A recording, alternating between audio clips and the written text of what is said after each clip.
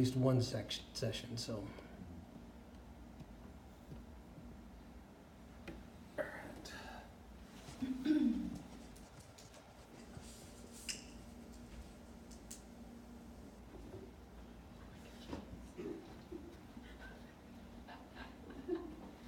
All right, so welcome to Management 6215.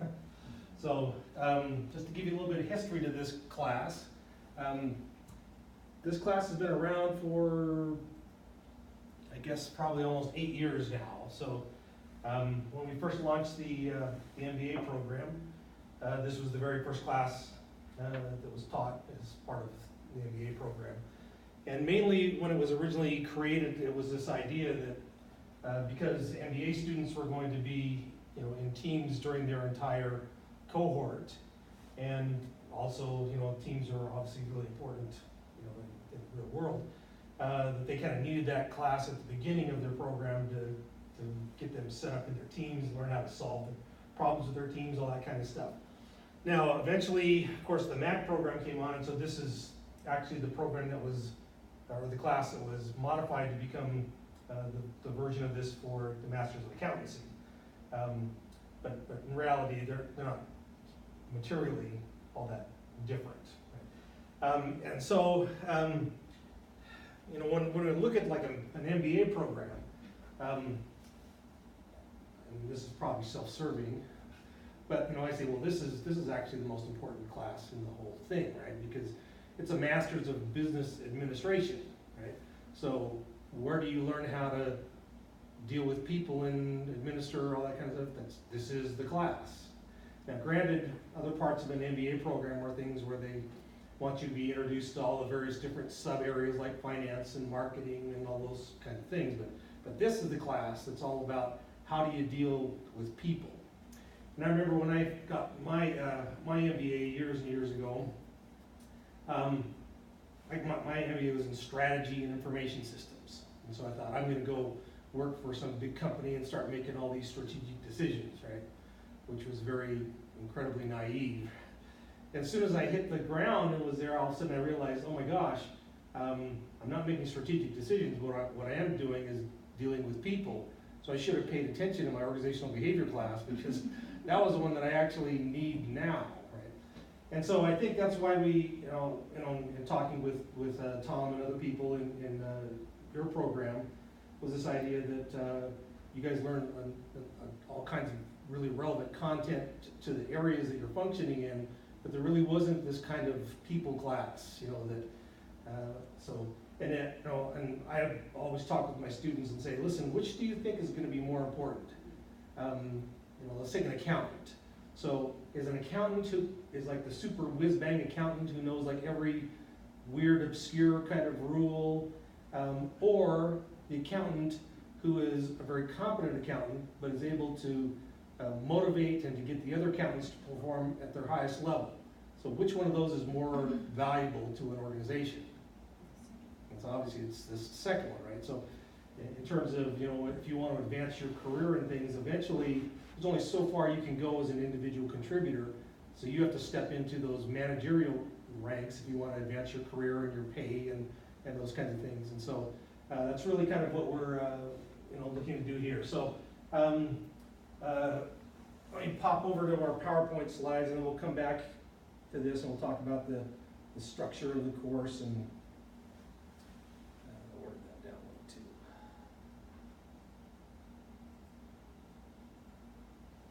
It's right there at the bottom. This is PowerPoint.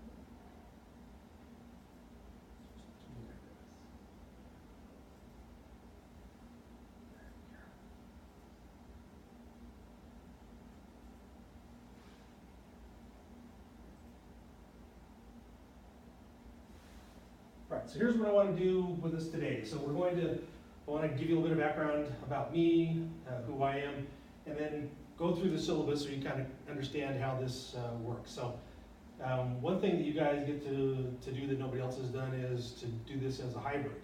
So even though we've taught it for a long time, this is the first time I've done it as a hybrid. So here's your first management lesson.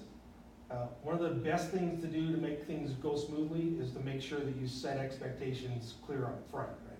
So this is the first time through this, so it's not like this is new material, but trying to figure out a way that we can cut down on the time we're together. If there are things that you see are not working that great, let me know, because we're trying to get this thing, to work as well as possible. And of course, from a selfish standpoint, I always figure, studying and learning stuff on your own can't possibly be as good as listening to me talk, which probably is not true, but that's my fear is like, well, you'll do just as well, and then my hope as well. You'll do just as well learning material from other kinds of things, and then we can just use our time together for these high value kinds of things instead of just going through the basics of introducing theory and stuff like that. So, and then we're going to do a review. How all you had an organizational behavior class, or people? Okay, so I just want to kind of go over some the basics of that and kind of set up the course so that you kind of understand a couple of foundational principles that we'll see throughout the entire course. All right, so I'm going to talk a little bit about me. So my name is Jeff Peterson. I'm an associate professor, and I'm also the chair of the organizational leadership department here. So I'm perfectly fine if you call me Jeff. If you want to call me Dr. Peterson, Professor Peterson, those are all fine. So the only thing I kind of bristle at is when somebody calls me Mr. Peterson. It's like, if you're going to pick a title, I've earned a couple, so at least pick one that I've earned instead of one that I just got because I'm a man or whatever. So now in terms of my background, I originally started out life wanting to be a marriage and family therapist. So I got a bachelor's degree in family science. And then I came to discover that I had no patience for other people's problems. And so I figured, I got to do something different. So my family had been entrepreneurs, and I've been involved in a lot of stuff like that. So I thought, well, maybe I'll go and get an MBA. So again, I got an MBA, as I mentioned, strategy and information systems. And then I decided, well, it's time to go out and work. So I went out and worked for 20 years or so. And as I was out working, I'll tell you an interesting story. So I eventually ended up at Intel. And when they hired me at Intel, this was back in the day when they still had true, real stock options. So they gave me this stock option package, and they say, these options that you have, if the stock performs the way it has in the past, these will be worth $3 to $5 million in 5 to 7 years. And so I said, that's pretty cool, right? So this was in 2000. Everybody know what happened around 2000, 2001 time frame?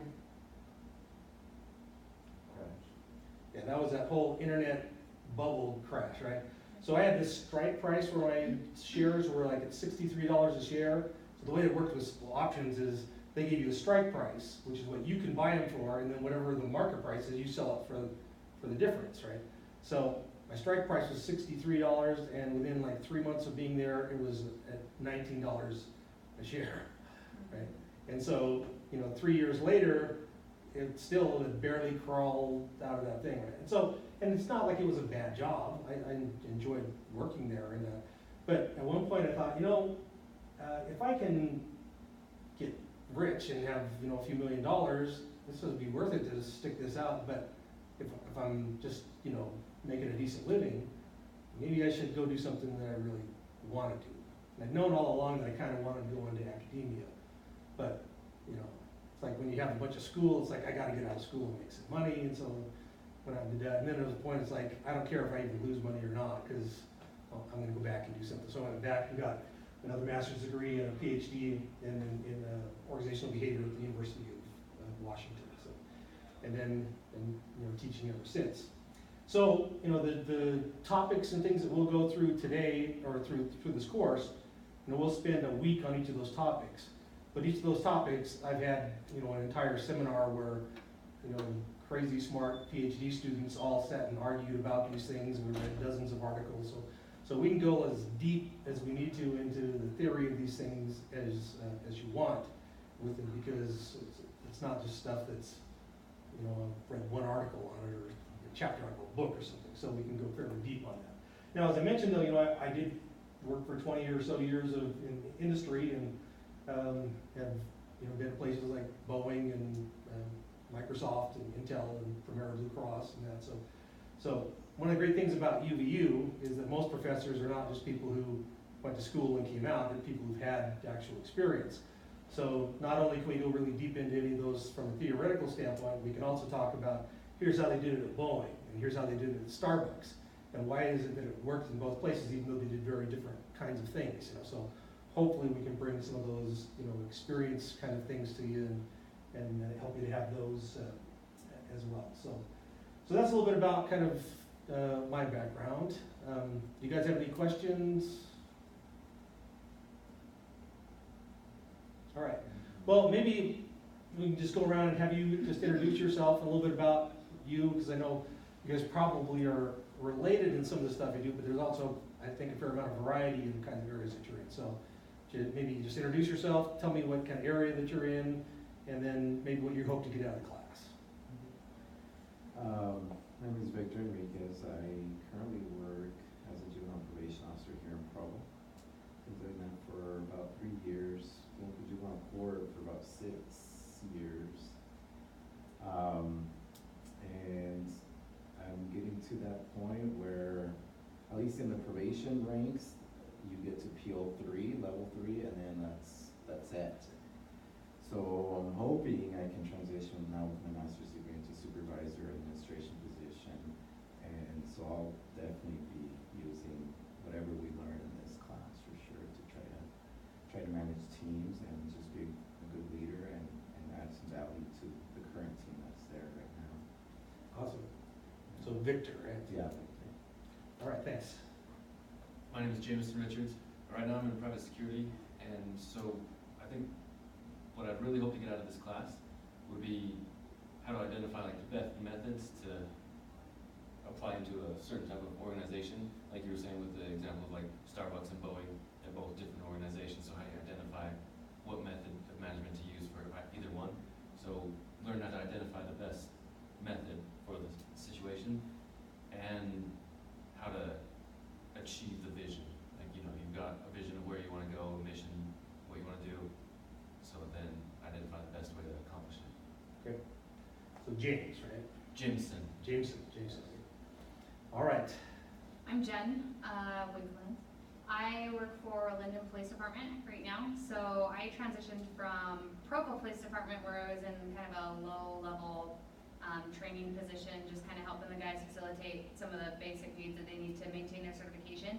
And right now I'm in a position where I actually am informally responsible for building a lot of culture. So I have a team of 15 officers, including my chief, and then we have 4 staffers. And so it's an interesting mix, right? Because it's law enforcement, there's some rank and hierarchy and some structure to climb there. But because we're small enough, it's still pretty flat. So for me, I'm most interested in seeing what I can do to help Linden specifically, but also keep in mind that there are bigger agencies out there that are going to need a civilian staffer doing some of the same kinds of things that I'm doing for Linden at a bigger agency. Great. So can I get your card in case I get pulled over? heck yeah. No, you just call me. Just text me up and be like, so-and-so pulled me over. I'll square you away. All right, so Jen. Yes. Oh, awesome. I'm Jamie Wood. I'm a dispatcher for Springville Police Department. I'm hoping, right now I'm at the beginning of my career, so I kind of want to learn what I can do to be the best team player to help people who are my leaders and make sure that I'm not being a hindrance to their leadership. That's where I'm at right now. Okay. And so do you have some hopes maybe to advance and move up through into leadership positions in the future, or maybe? We'll see. So Jamie, right? Yes. All right. Well, good. That gives me a little bit of background into kind of where you're coming from and so that. And hopefully, we're going to cover quite a few different topics. So some of them may be really useful to you. Some of them not as much. But I think all of these are going to be. One of the things in all these OB kind of courses is that people will say not only did this help me in work, it just helped me in life in general because I understand how people are better than I used to, and so as we talk about things like motivation or whatever, we have a lot more insights into people and how they behave as we kind of go through this, so that's awesome. All right, so let's get familiar with the course itself and what we're doing. So first of all, so this is going to be a hybrid course. So the way that we're trying to structure this is we're going to have a week face-to-face, then we'll have a week that's off, and then we'll come back together again for a face-to-face. So that essentially means you've got 2 weeks between when we meet, and so it's always weird because I worked with the Office for Teaching and Learning, the OTL, and so like, well, they're supposed to be 2.5 hours, which means that they have to have like 3 hours for each, so there should be like 9 hours with the work that they're doing outside of class. I'm like, man, that seems like it's a lot of but we've tried to build into this stuff that'll be informative and entertaining, and so you can kind of take it in a way that will get there. But that's the idea is, we'll meet today, we won't meet again for 2 weeks. So there'll be stuff that you're doing for that week that we don't meet, and then there'll be a couple things that you do in just preparation for that next class to start. So, in fact, kind of the way that it looks, we can just take a look at Canvas. So we have it, I've got it set up with these various modules.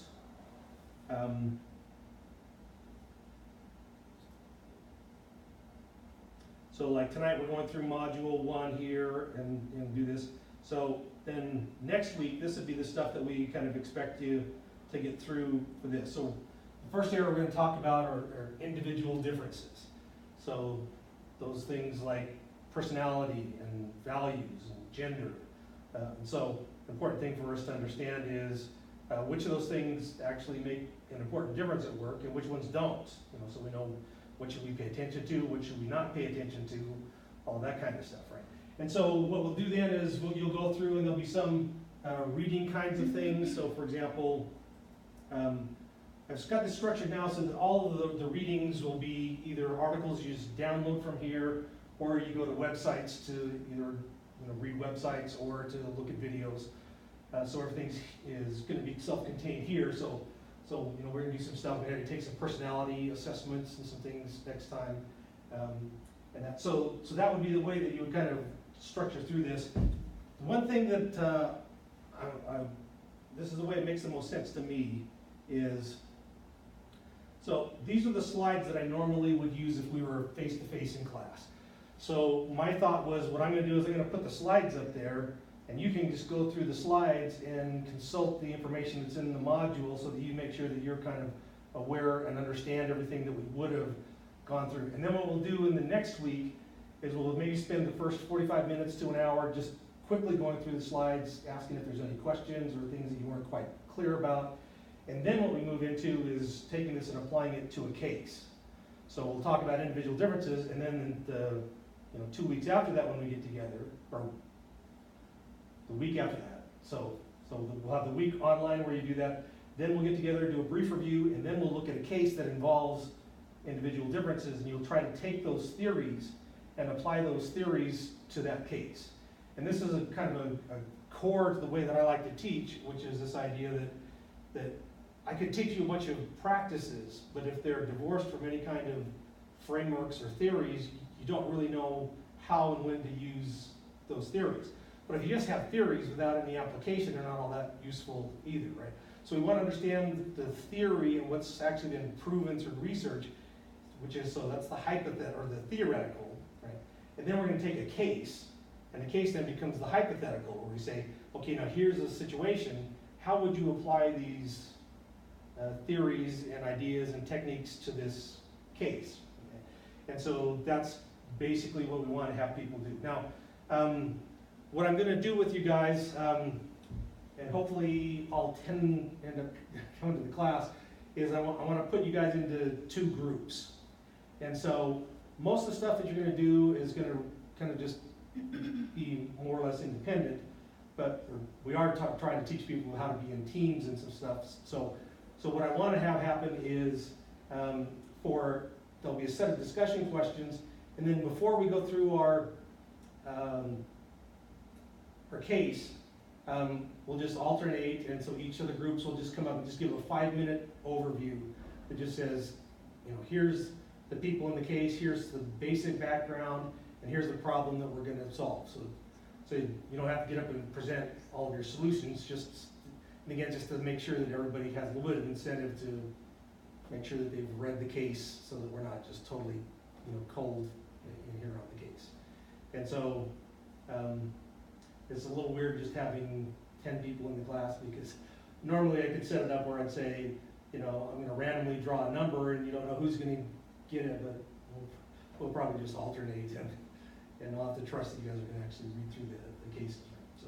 So that's essentially how it's gonna kind of progress through this. Is the week that you're off doing stuff on your own, you're going to be going through the theory and trying to learn all the theoretical parts on your own, with all that, of course, helps that we've given you. And then when we get together, we'll do the case and some whatever fun activities that demonstrate some of these principles. Because that's sometimes you have a principle and it's like, yeah, I understand what this is, and then like, well, let's do a little activity, and then you can see how it actually turns out the way that the theory predicted it would, or see it in practice. So we'll do some of those kind of things for that. So now the one thing that I do need everybody to do is, so the cases, like everything else I've managed to get so it's not going to cost anybody, but the cases we have to get from the Harvard website. So there's a link in the syllabus that takes you to the Harvard website. It's $40.50 for the cases and for a simulation. So one of the things we're going to do in here is when we get to leadership, there's a leadership simulation where your teams will climb Mount Everest, and it's really fun, and it really drives some points home that are super powerful by doing it through that way. And so everybody has to buy the packet, because that's the only way to get into the actual simulation. So make sure and get that. So a couple other things that we're going to do. And I'll have to email this to everybody else. So this is the NEO PI3, which is a personality test. So what I would like for you guys to do is to take this. It's a little big, it's 240 questions. But because of that, it gives you an incredibly detailed look into your personality. And so I'd like for you guys to try to get that back to me as soon as possible, because I have to take those 240 answers and put them into a piece of software that then generates the report. And I'd like to, the next time we get together, be able to hand you your reports, or actually, if it's possible, I'll get them done before class and email the reports to you so you can look through those reports.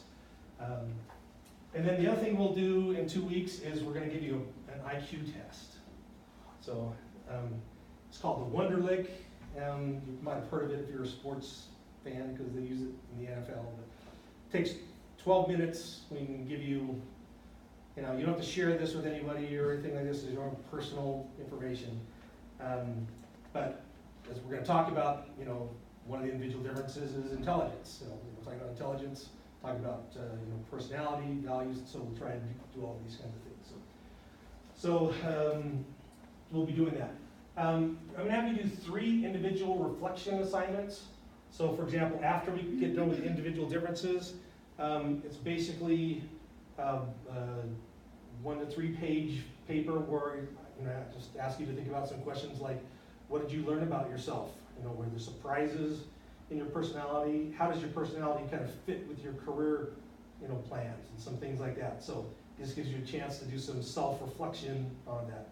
We also do that with motivation. After we talk about motivation, so they had to say, what things are motivating to you? What are demotivating to you? And then one on decision making, where we say, what's your kind of preferred style of decision making? What are the strengths and weaknesses? What things could you do with that? So those 3 things will come up through this semester.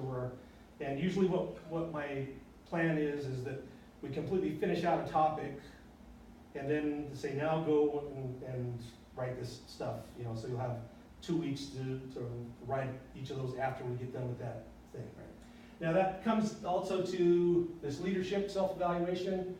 So there's another little thing that I'll give you, which is, it's not something you really score, but it has all kinds of different questions about leadership. And you just kind of say, am I good at this? Am I okay at this? Or am I not so good at this? Gives you a whole bunch of insight to that. And then what I want you to do is to take those 3 individual reflection assignments and this leadership thing, and you're just gonna write up a thing that just says, what are my strengths as a leader? What are my weaknesses as a leader? And then what are my plans to kind of try to capitalize on my leadership and compensate for the weaknesses that I have. So it's just kind of a roadmap for you to figure out how can I turn myself into a better leader. The social capital analysis is kind of an interesting thing. So probably most of you, having worked for a while now, understand that we have our human capital, which is what we know and can do. Right? But that only kind of takes you so far. People who really get ahead are people who have the resources of relationships with other people and their connections and all those kinds of things.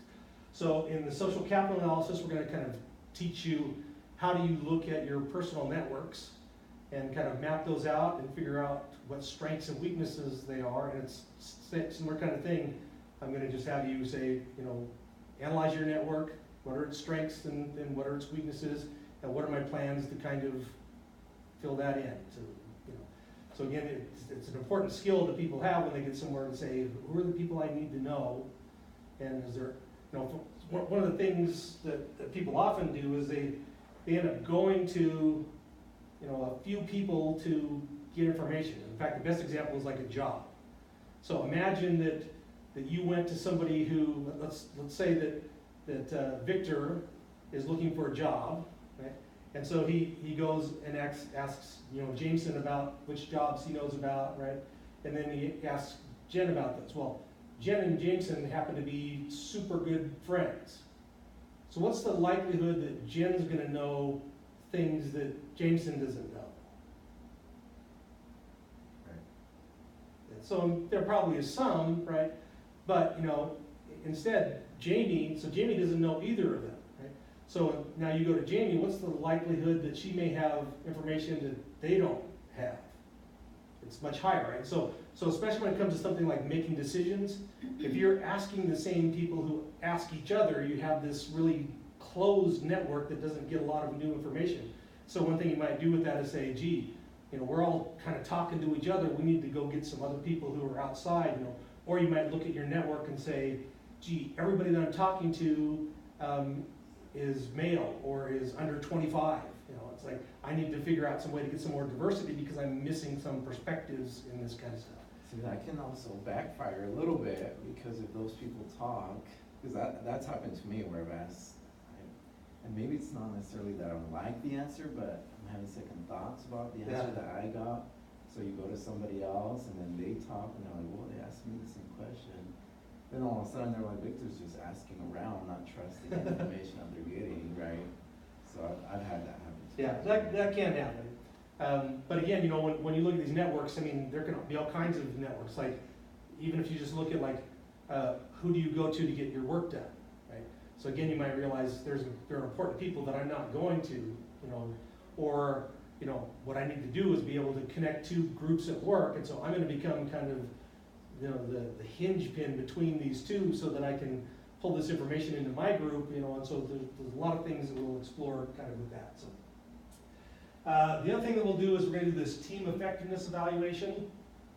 So what we'll do is, and it'll be a little bit tricky because again, you're not full functioning teams or taking 6 classes together or something like that.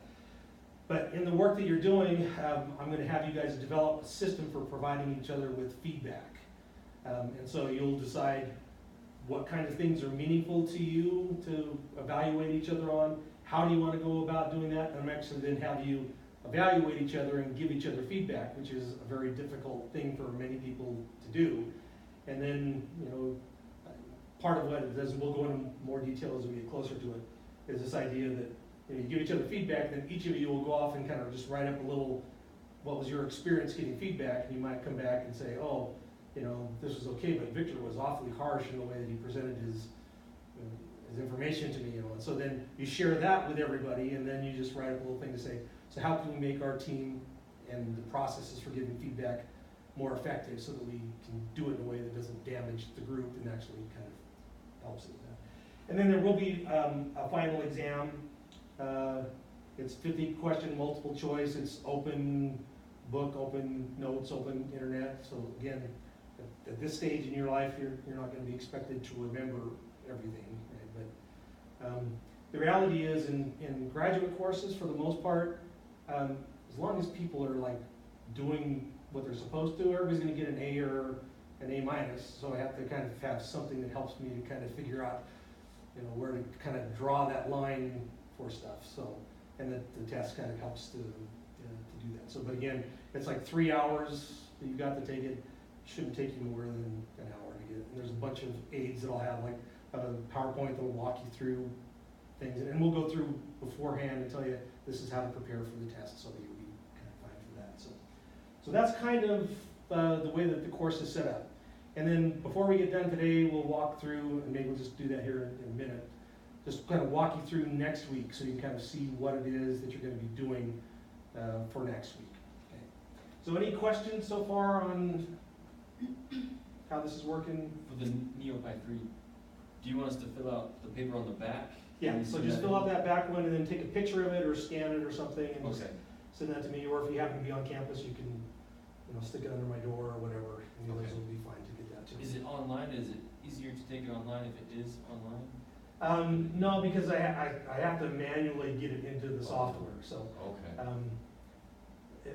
I can set it up online, but then we have to like charge for each like license to do it, and so this way it doesn't cost us Okay. anything to do it that way. So let's look a little bit about at the website itself and kind of how I would think you would want to go through this. So, and again, you can go through these any way you want to, but like for today, the only thing that we're going to have you do at the end of today is we want to have this after-class discussion. And again, you still have 2 weeks to get this done, right? But this is just one where, like I said, I didn't talk about the discussions. So I just want you to think about this. This is the question: what would you, how would you describe your view of the role of a manager? And then, do you have people that you think were great, good examples of good managerial skills, and kind of why? And then think of a time when somebody was not so good, of a manager. Tell us about that. Why do you think it was done poorly, and what would you have done differently? And then talk about what skills. So the way that the discussions will work is again, with every 2 weeks there'll be a discussion. The first time we're going to have one, and then actually so it'll kind of be 2 this first week.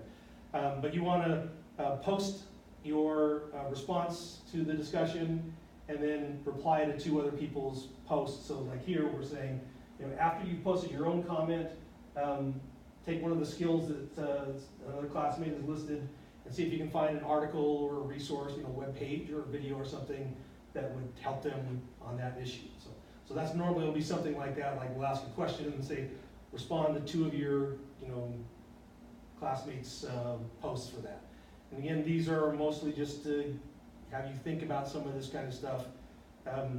What I'd like to see in terms of length is maybe 3/4 to a page worth of text with that. So usually if you answer all the questions, it's gonna, there'll be enough that's there. So, but these are, I would like for everybody to get all the points for these, so just don't, be chintzy on it, and you should be fine for that. So that one would be, for today. That's the only thing you have to do. That's technically today's work is for that one. Right. So then, this is what makes a lot of sense to me is you just drop into these things here. So like module 2. So next time, so it starts off, you've got a list of the objectives we're trying to accomplish with this one. There's an overview and of things that we're doing in this week here. And I think it's easiest just to kind of click through each of these things that are here, right? So there's 2 articles, one on emotions in the workplace, and these are, I may end up giving you a couple of articles that are like full academic articles, but when I do, I'll tell you only read this part of it and this part of it, because you know, the method section or whatever won't make any sense or be at all useful to you with that. But these ones, like from Academy of Management Executive, they're written for executives in companies. So they're summaries of the research that are easily consumed. So those ones. So this idea of, you know, emotions at work, and then this idea of hiring for the organization, not just the job. So those are two articles that are there. There's some very short textbook things. So we've created an OER textbook and that. So sometimes I'll have you read a whole chapter, other times just a couple pieces out of the chapter. So here you're just going to look at personality values and then work attitudes. And then these are some things about the MBTI, the Myers-Briggs. Anybody here ever taken a Myers-Briggs? So the Myers-Briggs is one. There's a 5-factor model, which is what the PI3 is. That's the 5-factor. And then Rokich, a value is another interesting one. So basically is a way for you to identify what your values are and your kind of value system. So these are the things you can do now. Here, you know, there's a little note that says you might want to take the assessments before you read the articles, just so that they don't color that. So the things I want you to do before we get together in 2 weeks. So here's again our PowerPoint and the video here. So these are some individual assessments that you can do. So the self-assessment library, if you just click on this, it pops it up into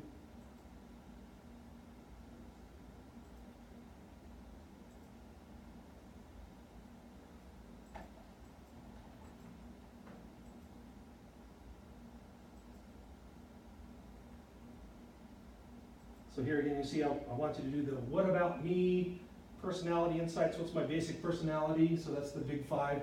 So this is going to be a short one. They're like 15 questions or whatever, but they still will give you a basic view of that. So you go over here and you've got what about me, personality insight, what's my basic personality? And again, just ask you a few of those questions and then you can get that result. So there's 3 of them I want you to do. What about me, basic, which is big 5. What's my Jungian 16, which is the Myers-Briggs. And then this one, am I a narcissist? So you find out if you're a narcissist. Full disclosure, I'm a narcissist, so we'll talk a lot more about that when we get there. Then there's one here, a link to take you to do locus of control, which is another personality variable. The self-efficacy test. The IAT is the implicit association test. And it's very interesting. So when I was at the University of Washington, Tony Greenwald, who developed this, was at Washington. And have you guys ever heard of the Stroop test? So Stroop test is interesting. So I don't know if I have enough colors to do this.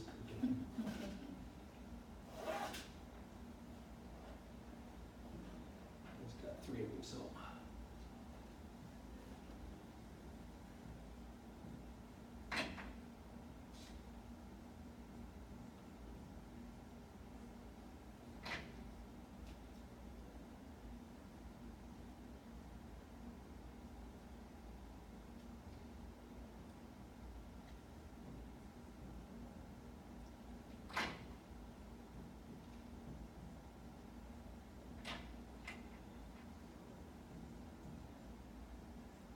All right, so I want you to say these in your head, but what I want you to do is go down here and say the color, not the word.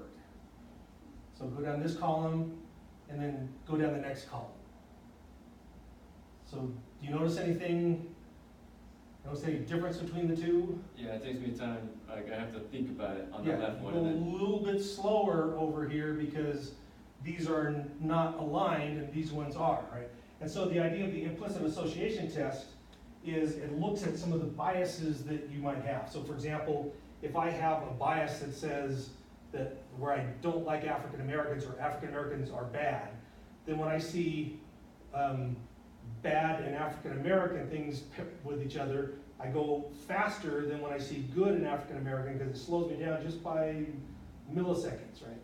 And so there's tests up there that have to do with race, with gender, with age, all kinds of different things, so you can see if you have this in play. And you guys all heard of Malcolm Gladwell, right? So Malcolm Gladwell is a famous author. So he he did this, and he did the race one, and he discovered that he was mildly prejudiced, or that actually they say you have a mild preference for European Americans. Does anybody know why that's interesting for Tony, or for Malcolm? Well, he's half black, his mother is black, right? And so he was, he said, oh, this is terrible, this must not be right, and he did it several times, and then, so the idea is, sometimes we don't realize we have these biases, and that's why they're implicit. So you have to have some other way to test it, because if you ask somebody, are you a racist? Like my mother-in-law, I shouldn't say this because we're recording, but she'll say something to me, she's like, I'm not a racist person, and then she'll say, she's from Texas, right? So then she'll say, so I met this man, and he's Jewish, but he's very honest. It's like, Grandma, did you not just see what but she's completely blind to it because of that, right? So this will just give you some insights to some of those things, and so in fact, my office mate, he did a paper with Tony on this. When he went through and did this whole thing, it turned out he didn't have any biases except when it came to old people, and he had a terrible bias. He just apparently hates old people. So we'll see if that changes as he ages, but. And then the Rokeach Value Survey, and so that's again, what it does is it presents some different values, and it just asks you, put these in order from what's most important to you to what's least important to you. And so you might find that a very interesting experience to do that. So I want you to do all of these things. You don't have to turn anything in to me from these, but these will be the fodder that you use when you write up that paper about that. Again, you get like some real super detail out of this about your personality that will help for that. So I would probably go through, do these first, and then I would go back to those the articles and that video there, just to kind of look through these. So, because again, one of the things, and we'll talk about that in 2 weeks, is sometimes we answer things in ways because we have certain ideas about them, or we want to look certain ways. So the less you know about kind of what it's trying to find out, the better you are in taking it, so it doesn't somehow color. And again, it's not a purpose; it just kind of happens. Right? So and then so you got your PowerPoint to go through here. These are your assessments, and then there is just a little quiz. So. Again, this is just to help make sure that you've kind of mastered these things. And again, it's fine for you to open this up in a separate browser and be able to go back and look at stuff. So you can take the quiz 3 times. There's 10 questions in it. It draws from a little bit larger bank, so if you take it the second time, you'll get some of the same questions, but a couple of new questions on it. So again, it's just to help you make sure that you're comfortable with understanding each of these concepts. And so I'm hoping everybody will get all the points for these and go through that. That's just a way to have you something to do outside of class. And then for this one, then again, like this one done before we come to class, this is during that week you'll be doing that. So I just want to say, have you asked the question, if you were going to set up some kind of a workplace system, so how would you use it? How would you come up with some way of how would you use personality things? So get to kind of think about that. So, and again, after that, I want you to go through and just respond to a couple of others, just to maybe say, well, I think this is a problem with your system, or I completely agree. I don't want just the responses to be, yeah, I agree kind of stuff, but just something so that you can do that. So my hope is that people will try to do this fairly early on in the process. So even if you just say, even if next week, you just said by next Wednesday I'll have this done so that somebody else has a post to respond to, and we'll kind of monitor it, and if it looks like we're having problems, we'll just maybe, because officially I'm going to have it due in 2 weeks, but if we have to, we'll move it up so just people have more incentive to kind of get that. So, and you'll see like my late policy for stuff, I don't really care much about whether things are late, because I don't grade everything immediately or whatever. These are the only things I really care about, kind of being on time, because other people need your stuff to be able to do their stuff. So So if you don't do it, then before class when we physically meet, then they'll just be worth 50% at that point because other people didn't get a chance to use it. And that pretty much would take you then through that. So then we'd be into the next week. So then there is just a little bit that you need to do in order to prepare for this week, which is, this is the week we're physically meeting, so we're gonna have this case study. So this, A Day in the Life of Alexander. And then there are just a set of study questions that are related to that case.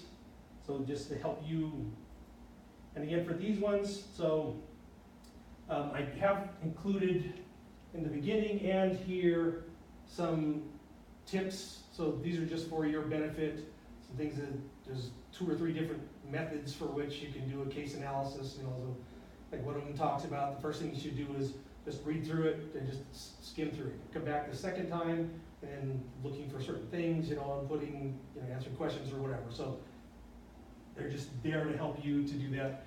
And then this case analysis rubric is another thing to help you because there will be a point at which I have to grade one of these, and so then just to let you know what I'm going to use for that. So here's the case. The case will again come from the Harvard website. So when you go here, get to this point in it, you can come up and get that. And then these are the questions. So, and for these ones, I don't need a huge amount for this. So, you know, 1 or 2 sentences or maybe, you know, a short paragraph on each of these questions is really all I need for that. It's just a chance to, you know, get this. So I would even look at these first and say, what are the questions that I should be kind of thinking about as I'm reading for this? And then you can come down and just post that. And this is not a discussion. These are just for you. You just post those individually. And again, as long as you're not giving me like a single sentence or something, then it'll be fine for points that are associated with this. So. And then that pretty much takes us through that week, and then we start in for the stuff for the following week. So again, during this class period, we may have some other activities that we do. So, you know, we'll maybe discuss a little bit about your results from that. I'll share with you a copy of my results so you can kind of see what stuff is in there. Although if I get them to you early enough, you may not need to see what mine looks like. It might give you some insights into me as a person and why I'm the way I am. So, and then, yeah, so that should be kind of about it. So it kind of makes sense how we're going to kind of lay the course out. And then each time we get together, we'll try to go through, like for the next set of things, you know, what we kind of need to get done for that one so that you're kind of preparing well for it. All right, so I want to pop back over to our PowerPoint. So again, we talked about expectations. So, you know, my expectations are that, you know, you'll be here when you can be. I understand that there may be things for some people where they can't be here. So, and I really, you know, want people to do that preparation and come here ready to talk about things. That you're going to actively participate in the course, especially the class discussions. And again, I'm going to assume that people are here because they really want to learn this and to not get a grade. Now, I'm actually probably pretty safe with that because this is not a course that you have to take in order to graduate. So, you know, with MBA students, they have to take the course. And so, you know, I always ask you, like, so when you go to work somewhere, so Jamie, did you expect you're going to work there for the rest of your life? Did they expect that you're going to work there the rest of your life? No. Yes, they did. Yes, they did. So what do you do in the meantime? Do my best. Yeah, you both kind of pretend, right? So you pretend like, because if I said, oh, you know, Jamie's only going to be here for 2 years, like, so why would I want to invest any training into her? Because she's just going to leave and waste my training and take it somewhere else, right? But that would lead to a bunch of like terribly trained people, right? So we just all pretend because it works better, right? So that's always how, you know, how I kind of feel about this. Like, I'm super passionate about this. This is the area that I love, and I say, I'm going to just assume and pretend that everybody else does. Now, maybe everybody else does love it, you know, or will learn to love it, but it just makes it a lot more fun if we just kind of assume that everybody's here and really wants to learn this stuff, and it's not just to pass a class or to get a grade. So again, these are the areas that we're gonna cover, so we'll talk about, individual differences. So we need to know how people are different from each other, what ones matter. We're gonna look at groups and teams. So how many of you have had a team somewhere that worked really well? Okay. How many of you had a team that was awful? All right, so is it just a crapshoot? You just have to hope this team doesn't suck? Sometimes. It feels like that. However, we've got lots and lots of research that explains why teams struggle and what makes teams successful. And so if you understand what those principles are, then when you put together a team, you can make sure that you've got the right things there, whether it's the people or the environment or whatever else is. Or if you've got an existing team and it's struggling, you can step in and say, well, let's diagnose what's going on with this so that we can fix these problems instead of just having to suffer through another terrible team with that. So we'll kind of talk about what makes teams succeed. Motivation and success. So talk about how do you get people to do things they don't normally want to do. Because the reality is, so do people just show up at work and do what they're supposed to do? No. If that happened, there would be no need for managers. So that's what managers, that's a job of a manager, is to get people to do the right kinds of things and to not do the wrong kind of things. So how do you get people to do that when maybe it's not exactly what they want to do? And so we'll talk about the different aspects of motivation, and I think you may find that it's a little bit more complicated than most of us actually think about, but you'll learn tools or how do I get somebody to do things. Interpersonal influence. So in a related way, there are times when you can get things done because you're in a position of power. I'm your boss, I can make you do things. But there are also other situations where you're not in charge. How do you get police officers who may actually be superior to you to do stuff? And there are ways that you can do that. You can exert influence on people that you don't actually have power on. And even from a power standpoint, there are times when I might be able to say, you have to do this because I'm your boss, but I don't want to do that because you're going to resist, and when I do it that way, there might be other ways for me to get you to do things that don't require me to be so heavy-handed with that. So we'll understand how do we influence others. And of course, leadership, which is an important topic. So, and then we'll kind of explore kind of the history of leadership, and then we'll do that leadership simulation, and that'll really, I think, open your eyes to some different ways to think about leadership. And I don't want to say too much more about it, because I don't want to spoil that. With decision making, we'll look at the different methods of decision making, what some of the biases that get in trouble, some of the heuristics that we use. We'll actually, when we talk about decision making, we'll look at perception and decision making, because the way that people perceive things has a great impact on the way that people make decisions. And so we need to understand, how does perception work? And for this one, we have a case which is launching the war on terror. So it's actually based on the planes crashing into the towers. So it's one of those things where, obviously, because it was the president, people took meticulous records about the processes that he used, the way that decision kind of went. And so we'll look at that whole decision about how to handle this, and we'll critique it. We'll say, what was good about this? What was bad about this? What could have been, better for that? And so I think that's one that you'll enjoy that too. And then, like I said, we'll have that giving and receiving feedback that we talked about earlier. And so we'll talk about, how do you evaluate people's performance? Because it's not as easy as it always sounds. And how do you give somebody feedback in an effective way for that? So those are the topic areas that we're going to cover. So, all right. So we're not going to use up the entire time today. Do you guys want to take a break now, or you want to just power through it? I'm okay. Yeah, I'm fine It's with okay? whatever you guys We'll want. just power through it. All right, so I want to shift gears now. So we're going to talk a little bit about a little bit of organizational behavior and some of this stuff. So I want to have this little discussion with you. So why aren't employees as motivated at work today as they were 30 years ago?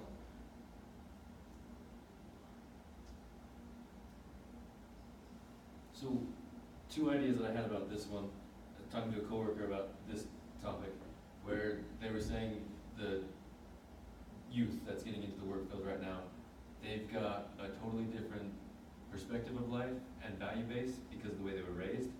So the way they look at labor and work is very different than their grandfathers and grandmothers and so forth. And another thing too is, I was listening to an audiobook about the Victorian era, and they were talking about how back in that day, the government, people in power, would withhold a lot of information that was actually going on because they wanted to maintain an image.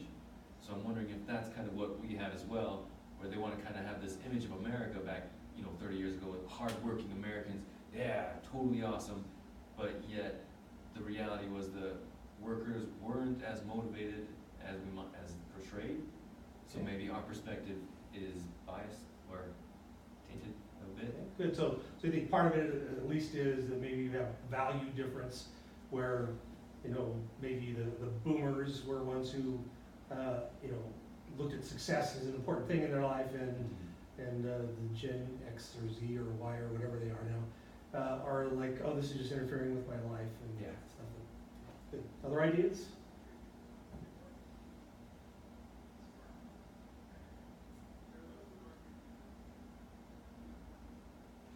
I wonder if the question, kind of what you're saying about, the perception of, 30 years ago, they went and they collected their paycheck and they had a pension coming and they knew Right. why they were working, and we think that. But I almost wonder if motivated isn't the right, because my generation doesn't look at motivation. My generation looks at satisfaction in the workplace, right? And so is it just kind of like what you were saying, is it a different spin on the same question, or is it that we've been fed this by our working parents, or maybe even our working grandparents to some certain extent too? And so I look at it and I say, well, am I asking the right question, I guess? Is this the right thing to be looking at really? Like is this where it's at? And to add to that, is this question even credible? Is that? So do you guys know if this is true or not?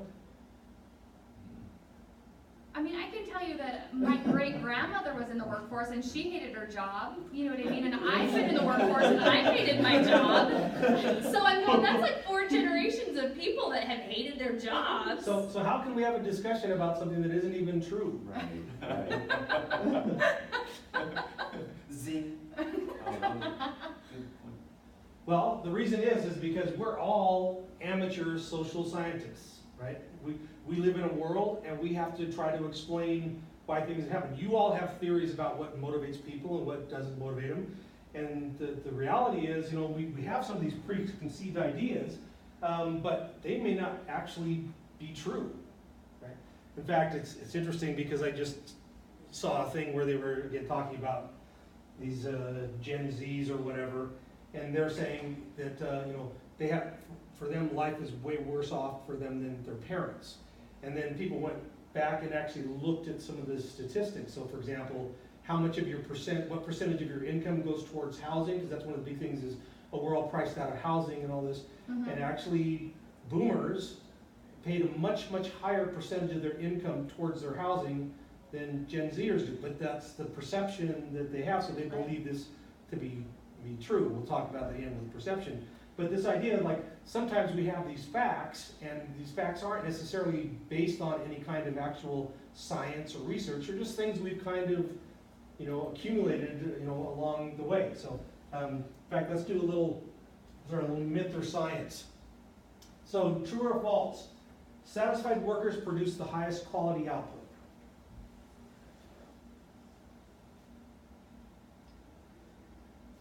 Okay, just my natural reaction would be true.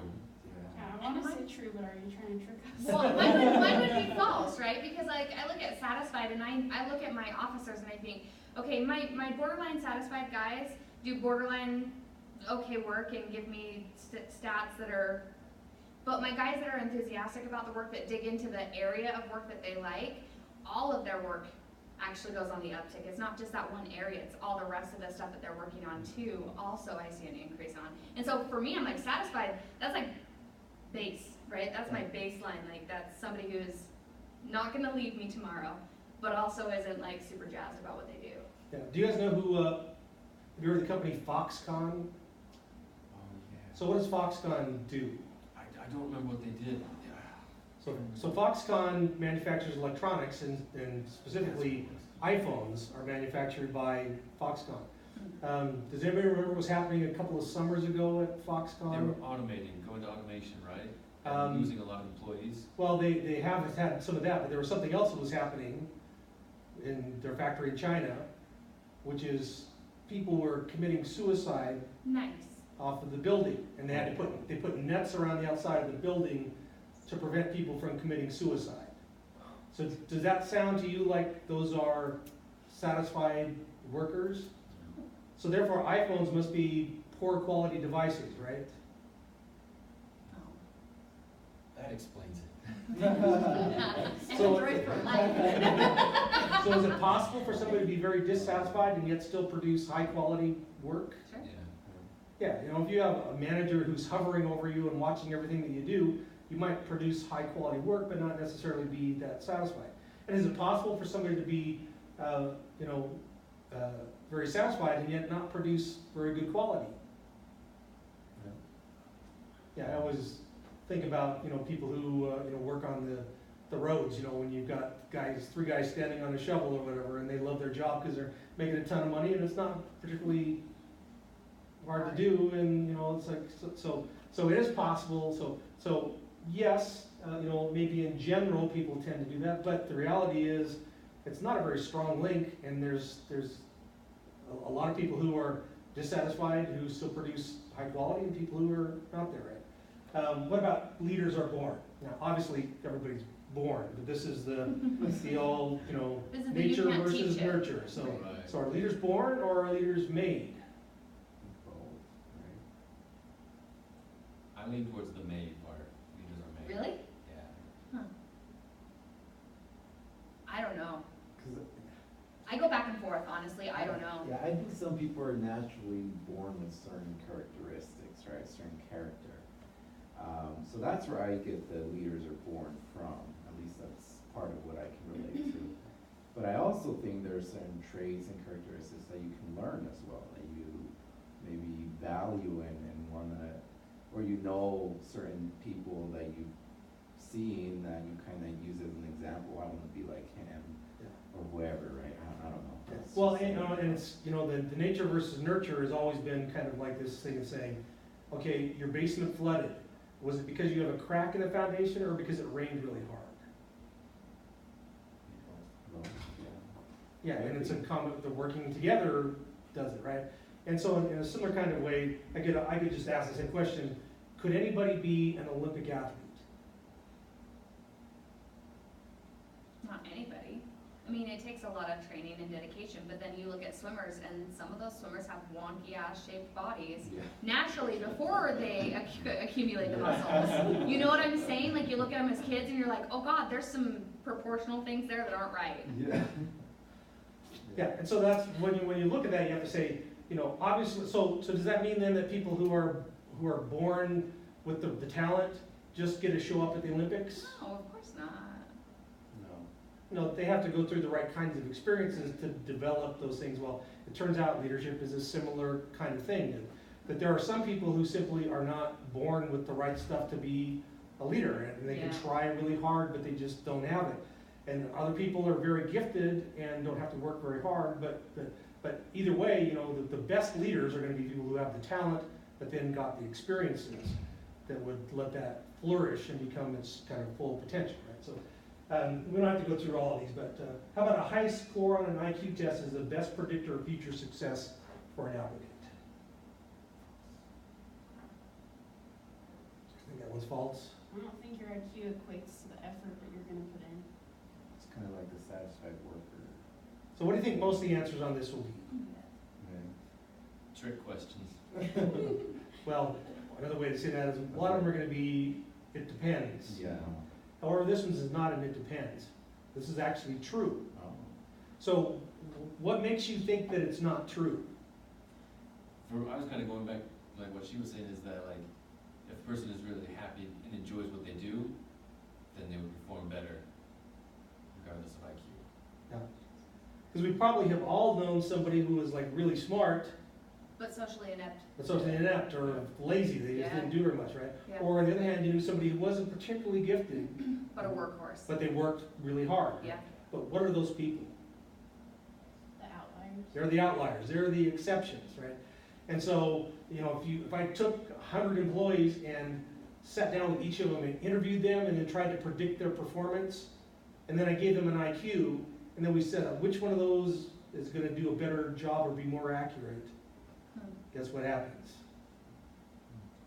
IQ test. Turns out that the IQ test, because, you know, now, the weird thing though is IQ, and the way that we know this is because we've done thousands and thousands of different kinds of things, and we all put them into a, you know, software package and say, which one predicts the best? And lo and behold, you know, IQ seems to be the best predictor. Now, having said that, IQ is a poor predictor of performance. So how can it be the best predictor and yet be a poor predictor? Well, I mean, you're measuring different things, right? Well, but something else, you know, I mean, something else should show up in terms of performance. It's the best thing that you can measure to predict somebody's performance, but it's not good. What does that mean about performance? Can't be dictated by a test score? Well, performance is incredibly difficult to predict. So nothing seems to predict it really well. The best thing is IQ, and even it doesn't do it all that well, right? Yeah. So again, you know, you have all these people say, well, I'll tell you when I interview employees who are gonna be the superstars, you know, and it's like, you're fooling yourself, because you can't do it. It's very difficult to do, right? So, and again, so we can skip some of these, like, how about the most effective groups are devoid of conflict? Is conflict good? You I can't. think like a level of conflict, like if there's too much conflict, then it can be very bad, but if there's like conflict where someone has different opinions or different ideas, but then they're able to work through that, It's produces something, constructive. yeah, exactly, Yeah. constructive. Yeah, nobody likes an all yes man team. I've been on those and they're miserable. So it turns out that, you know, the most effective groups are devoid of conflict. The answer is, well, it depends. It depends on the type of conflict, and it depends on how much of it. So if you've got the wrong amount or you have the wrong types, then, you know, it comes into play there. So most people are more concerned with the size of their own salaries than they are with the size of other people's salaries.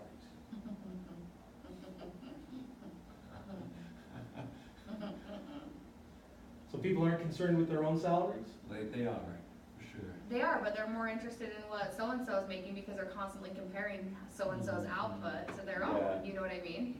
I hear a lot of people talk about like how like athletes, like they're making millions of dollars, they just play games. What the heck, they shouldn't be making that much money. And then others like the CEOs are making tons of money and all they do is like go to a meeting every now and again. So it's like, Even within the public sector, I mean, we all are on Utah's Right to Know, and so Yeah. it's real easy to look up Oh, what, yeah. you know, officer such and such is making and be like, that lazy bum wrote 5 tickets last month, and I wrote 25, and I guarantee he should not be making more than me, kind of a thing. So we'll actually do a little experiment with that to kind of show what the interplay of this is like, because people do get concerned about their own, you know, they'll look and say, well, what am I getting in relation to what I'm contributing, right? Yeah. But then all of a sudden they look and say, hey, but he's making more money than me, and all of a sudden now, like, I'm not so motivated anymore because, you know, so it's a very complicated kind of relationship, and we'll look at this. You know, and again, what about the best leaders are those that exhibit consistent behavior regardless of the situation?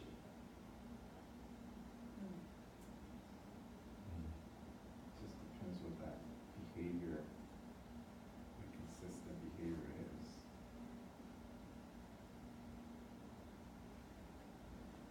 So what was the word you said? Depends. It depends, right? So there are certain situations where somebody who's very consistent and behaves the same way, you know, like in the military, you might think, you know, in the military, somebody has got consistent, you know, behavior, you know, but there's also research that shows that some of the best leaders are ones who are able to kind of shift their personality, their behaviors to match up with what each of their people kind of needs, right?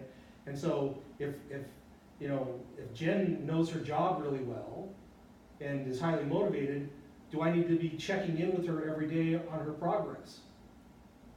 No, what I need to be able to do is just stop by and say, hey, let me know if you need any help, right? You know, but maybe Victor is somebody who has no clue what he's doing and he doesn't really like it anyway, so I gotta step in and kind of check on him every day, and that, so if I'm the same no matter what, then I'm either not paying attention to Victor, or I'm paying too much attention to Jen, you know, so that's, you know, Right. so that's another. So anyway, as you can see with most of these, you know, what we may have is as soon as something is said, like, well, yeah, I think, you know, this is what I think, and then I was like, oh, I'm not really, you know, so sure anymore. So how do you think we answer these kind of questions? Well, I mean, our whole program has been built on a foundation of, well, it depends. Yeah. Like literally the last entire 2 years, and I think Good. most of us, the last couple of years of our work Yeah. history, so. So what we do is, you know, we take these things and we go out and we do experiments on these kinds of things, right? So that we actually have some kind of data, because again, you know, one of the things is satisfaction and productivity. So this was quality, but people have made this assumption, satisfied workers are gonna produce more quantity, you're gonna be better employees than that, and that thing just was so elusive, they just could not, and it just bugged people, because it's like, it just intuitively seems like satisfied workers are supposed to be, you know, but, you know, until we did those experiments, you know, we couldn't, you know, say that for a fact. In fact, sometimes when we produce research, you know, we'll say, you know, people who are unhappy with their job are more likely to quit and turn over. And people will say, well, duh, I could have told you that.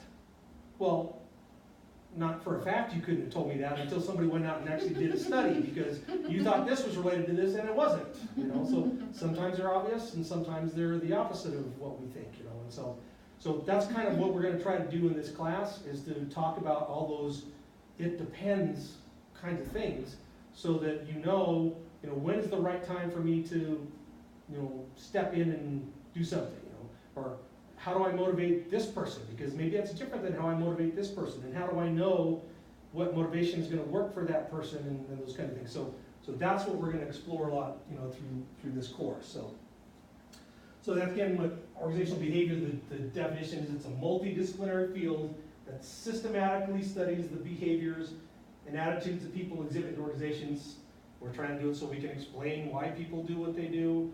Once we know why they're doing it, we can start to predict, you know, so if I know satisfaction is linked to turnover, then if I see satisfaction dropping, I can predict people are going to start quitting, right?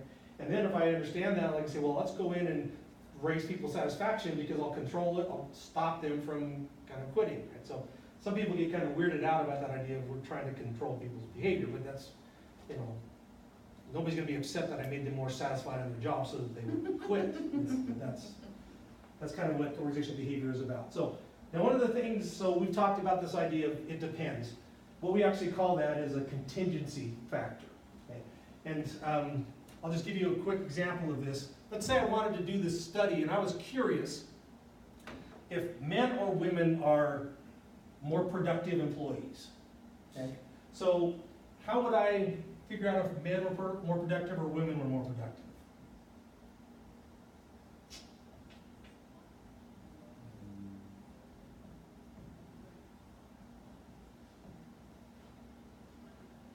So how would you define productive, like producing certain products? Yeah, just, you know, so whatever it is, you know, for whatever field that they're in, you know, their productivity. Right. So what do? You need to find a baseline, right? Like, Well, yeah, so I just go you out and establish start base. measuring productivity. So what do you think I would find if I measured the productivity of men? So there are some men that are very productive, Yeah. some that are moderate, and some that are not so productive. What am I going to find when I look at women? So then I'm going to conclude from this, there are no differences between men and women in terms of productivity. Do you agree with that? Well, you probably start looking at groupings. I mean, you would look at where those plots fall on your graph and start trying to draw relationships, but Because what am I missing? So, any Is that- kind of context. yeah, because, well, I mean, do you think that's actually true, that there are zero differences between men and women? So nowhere does it make any difference whether you hire a man or a woman? When it comes to productivity, Yeah. Well, I mean, I guess it depends on how you're defining productivity, because like, obviously, Jameson's gonna have a completely different skill set than necessarily I'm going to have for any given job, right? So let's say it's construction, I'm like weak ass, and Jameson can throw a sledgehammer, like he'll be more productive than I will necessarily Okay. at that. But I don't know that that's necessarily because of our genders so much. Well, so as what it's is like- it? What's, so Job type and. job type. So job type would be a contingency variable, right? Okay. So let's step in here and say, well, let's look at productivity based on job type. So looking at jobs that require significant upper body strength, like construction or something like that. So what do we find with men? Typically, they're gonna be more. They're gonna be fairly productive, right? Except that one guy with skinny jeans Right. down here, right? It's not you. And what are we gonna find with women? A complete swap for the They're gonna most be kinda part. like this, except for that one Russian gal who's. Jamie over there, deadlifting 350 pounds, no big deal. So now what do I conclude about the relationship between men and women in jobs that require significant upper body strength? Men are more productive. Yeah, so I run a regression line on this, and it comes down and it looks like this. I say, for jobs that require significant upper body strength, men are statistically more productive than are women. Right? Now, I could do the same thing if I looked at jobs that require a significant multitasking. So what would I find? Opposite.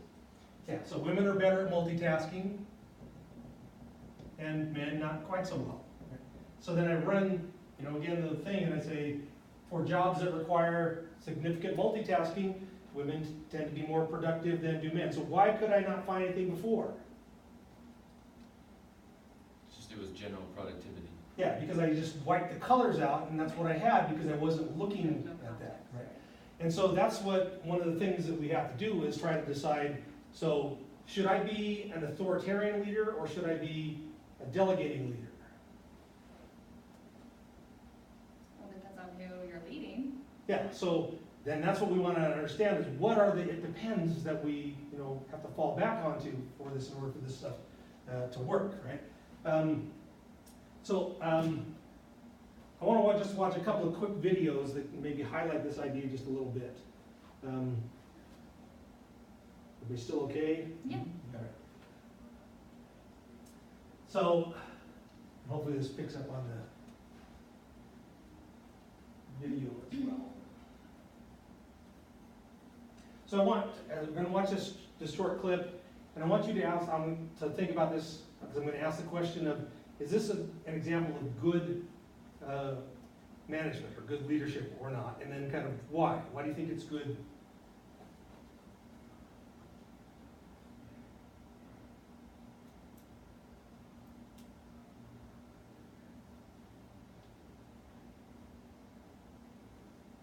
Okay.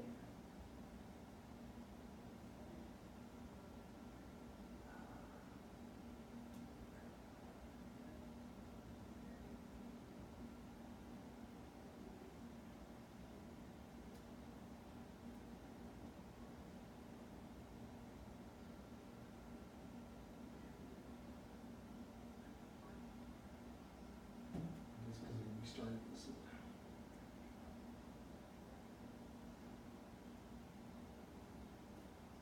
I just want to watch a movie.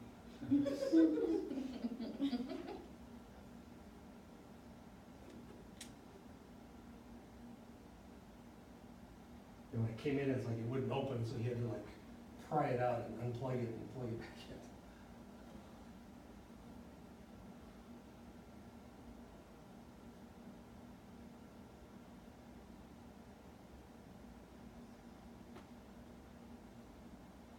This is not how we boot.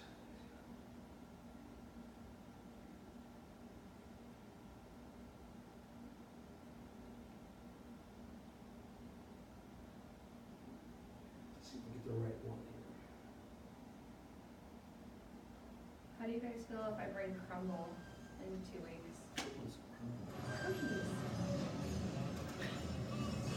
Cookies. I wouldn't judge. Hey. I just don't know if you guys are keto. Bring it. Okay, awesome.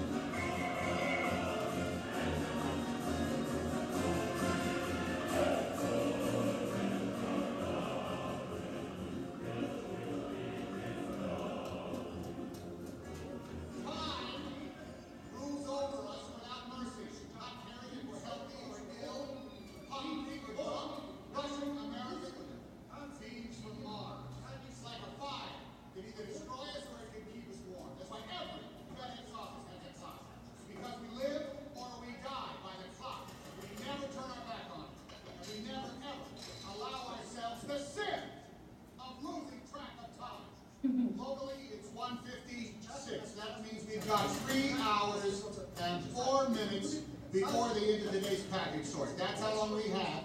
That's how much time we have before this pulsating, accursed, relentless taskmaster tries to put us out of business. Hey, Nikolai, goodness. How are you, kid? Look what you did. You just delivered your very first FedEx package. That deserves something special, like a Snickers bar and a CD player. And something to listen to, a CD. There, Elvis Presley. 50 million fans, can't be wrong. You all recognize this, don't you? I took the liberty of sending this to myself. I FedExed it before I left Memphis. What could it possibly be? Architectural plans? Maybe technical drawings? Is this a new wallpaper for the bathroom? It is a clock, which I started at absolute zero and is now at 87 hours, 22 minutes and 17 seconds. From Memphis, America to Nikolai in Russia, 87 hours.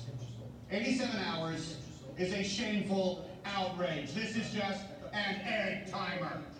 What if it had been something else, like your paycheck, or fresh boysenberries, or adoption papers? 87 hours is an eternity. The cosmos was created in less time. Wars have been fought, and nations topple in 87 hours. Fortunes made.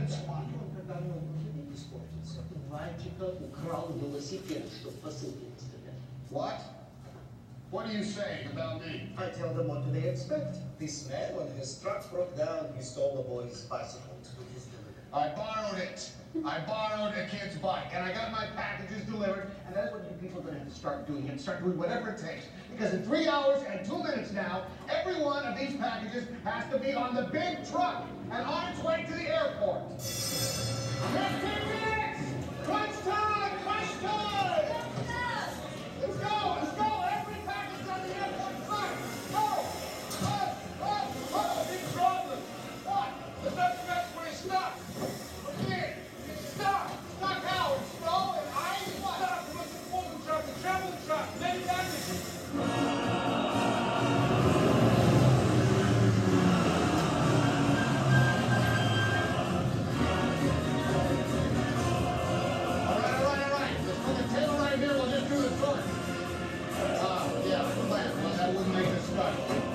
Let's go, unlock, get him out of there. Right here, two lines, one to the airport truck, one to the Moscow truck. Got it? CD, on the airport truck, everything else right there. Nikolai, tick-tock, 4 minutes.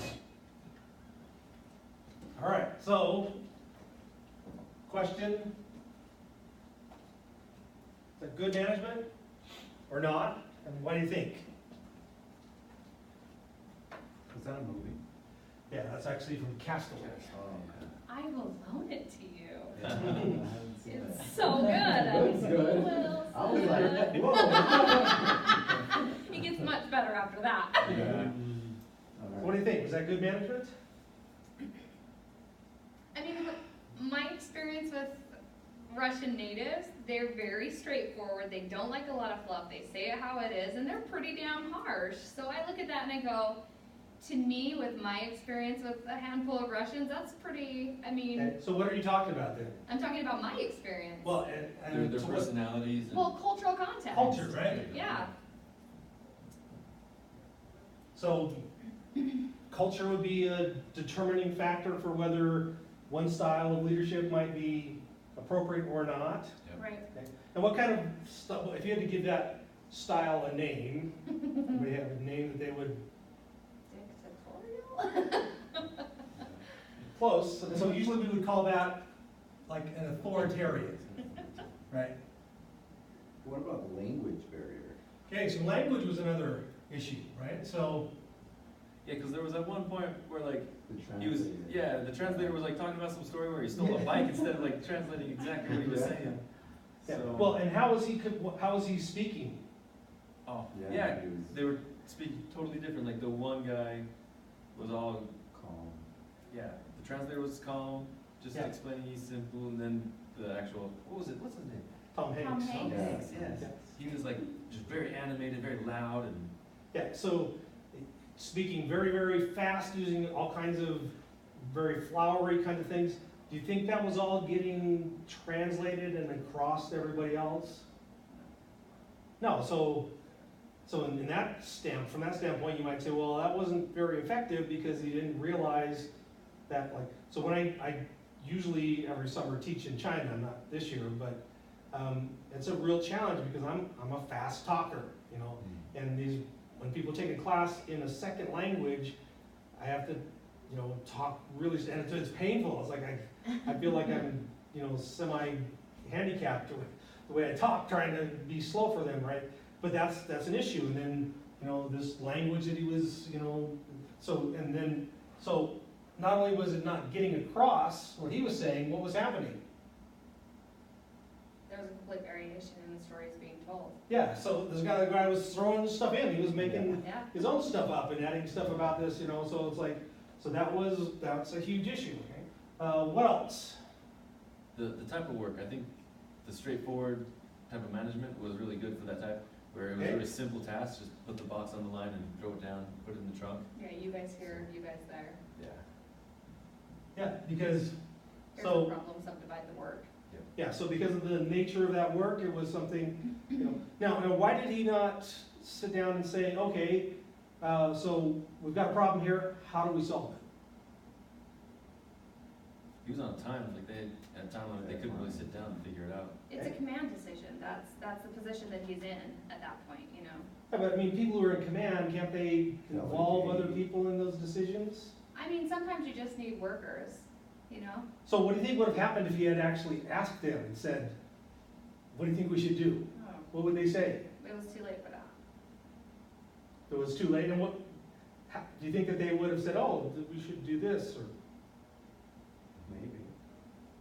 I mean, with Well, that culture in mind, Culture, so, probably not. so one But thing they is. want to be told what to Right, do. so one That's of what the they're culture listening thing is that they want to be told what to do, and do you think that they have ideas for how to solve this? to. Yeah, but now's not the time for that. I don't know that they do, right? Because does anybody know what KSAs are? No. KSA stands for knowledge, skills, and abilities.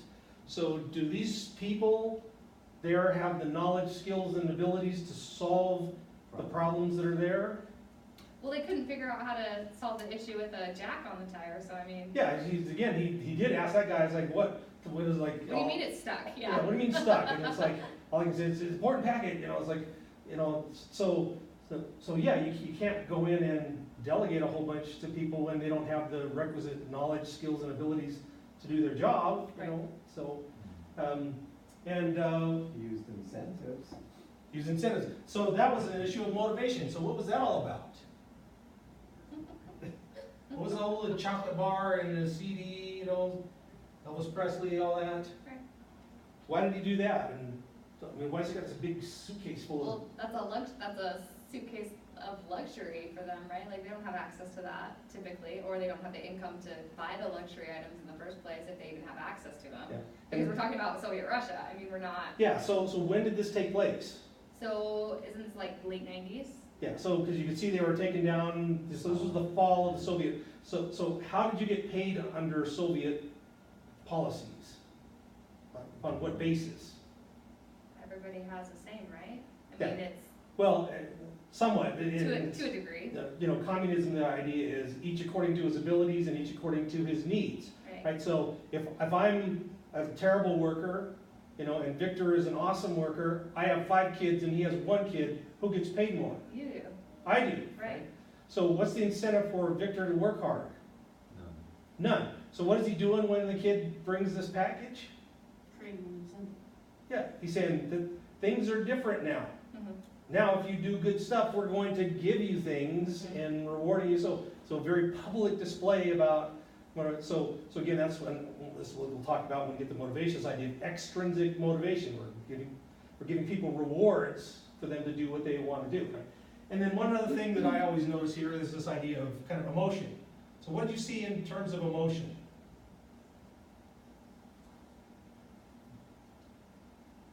Passion, there was a lot of You call it passion? I call it stress. Oh, really? Yeah.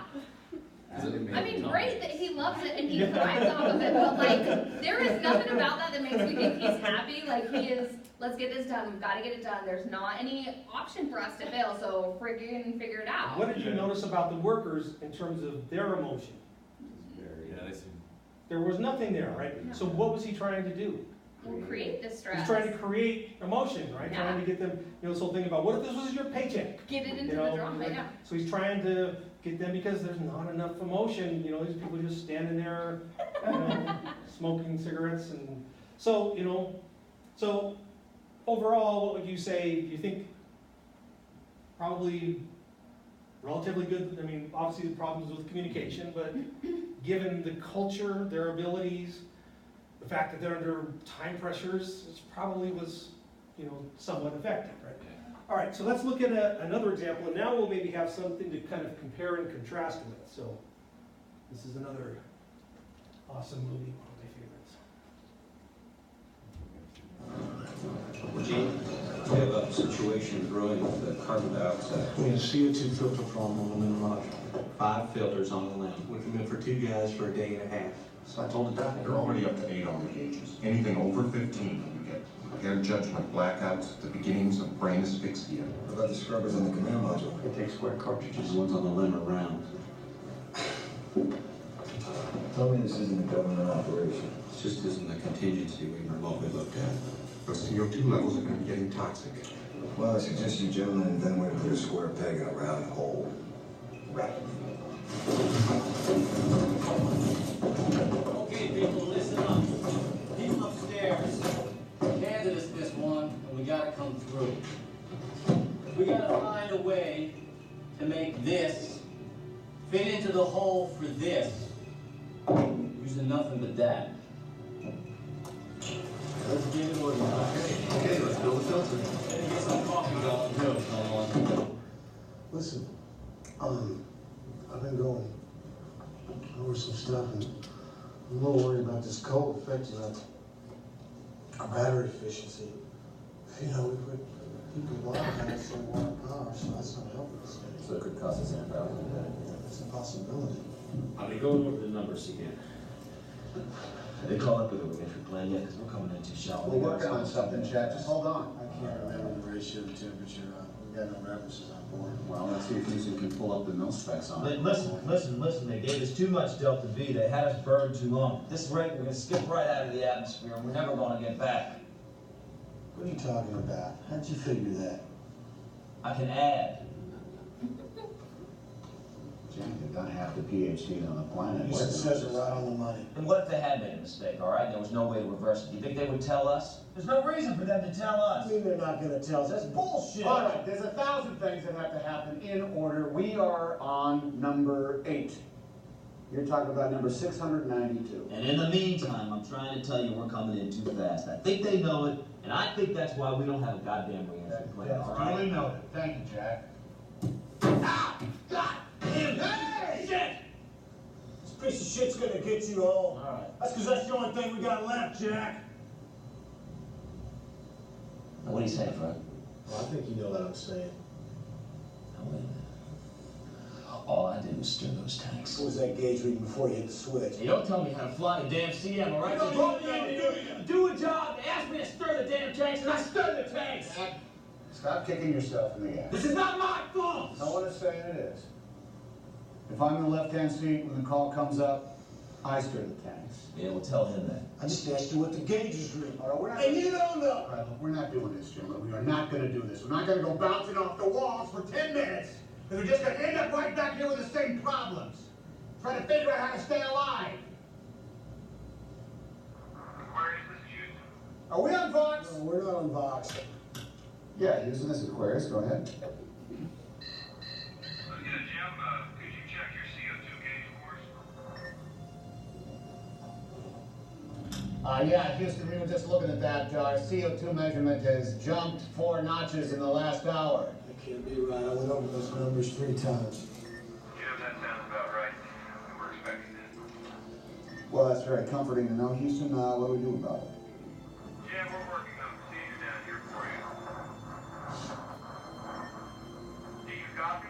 Oh, Christ. All right, Houston, we're standing by those procedures. Christ, I know why my numbers are wrong. I only figured it for 2 people. Maybe I should just hold my breath. The deadly CO2 gas is literally poisoning the astronauts with every breath in and out. Heads up, heads up. And most people will not comment further. Heads up, people, look out now. What's this? That's what they gotta make. Well, I hope you got the procedures for it. Right here. That's it.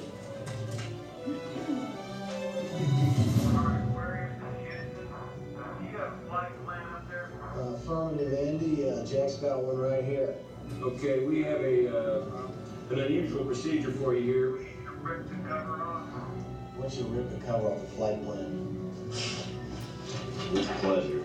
All right, now the other materials you're going to need here are a lithium hydroxide canister, 2 lithium hydroxide canisters, I'm sorry, a roll of gray tape, duct tape, an LCG bag, 2 LCG bags, red suit hoses, you've got the flight plan covered.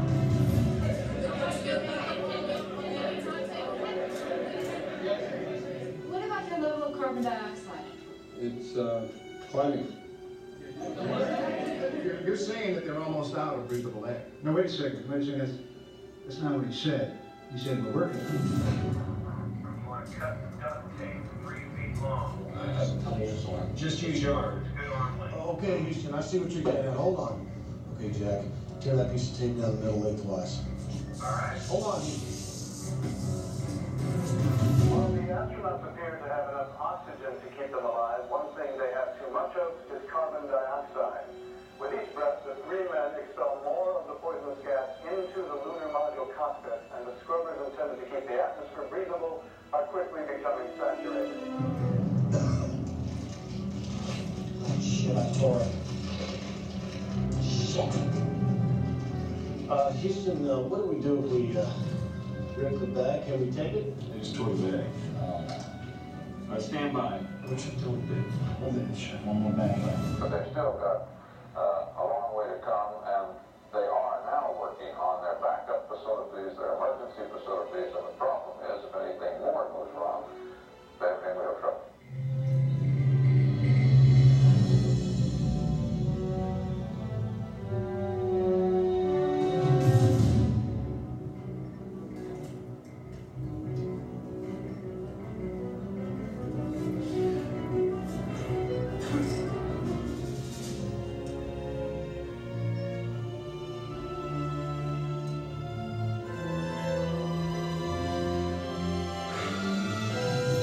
Stop. Once you have the socket place, we're going to want you to sponge the entire filter assembly to the bulkhead, right above the lift can. We're getting close to 15.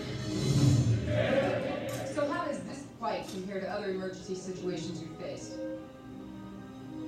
Well, I'd have to say that this is the most serious situation we've ever encountered in manned spaceflight. Houston, filters in place. Suits are relief close. CO2 canister, select secondary. All right. I can hear him.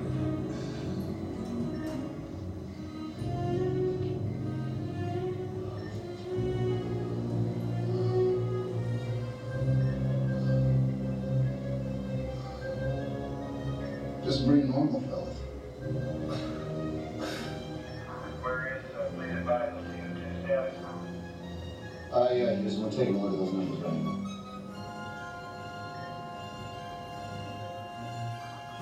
We're still hoping close to 15 units. Roger that, standing by.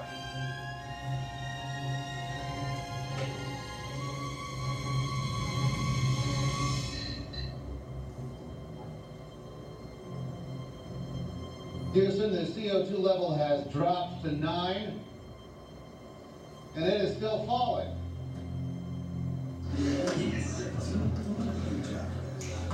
That is good to hear, Aquarius. And you, sir, are a steely-eyed missile man. All right, so what do you think? Good management? Yeah,